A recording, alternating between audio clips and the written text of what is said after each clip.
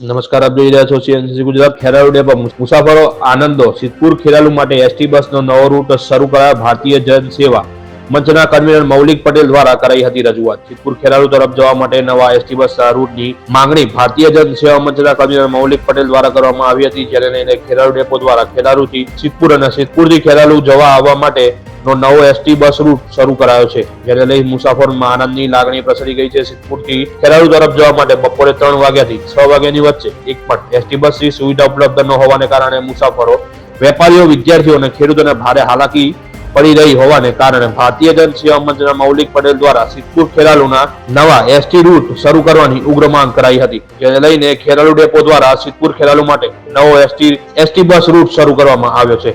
Mehsana division controller GS Goswami દ્વારા આપવામાં આવેલી સૂચના સંદર્ભે ખેરાલુ ડેપો મેનેજર અશોકભાઈ દ્વારા આપવામાં આવેલી માહિતી મુજબ ખેરાલુથી બપોરે 2:45 કલાકે સિદ્ધપુર માટે બસ ઉપડશે અને સિદ્ધપુરથી ખેરાલુ પરત આવવા આશરે 4 કલાકે ઉપડશે, જે આશરે 5 વાગે ખેરાલુ પહોંચશે અને બસ સેવા શરૂ કરવાથી ખૂબ જ મોટા પ્રમાણમાં મુસાફરોને ફાયદો થશે.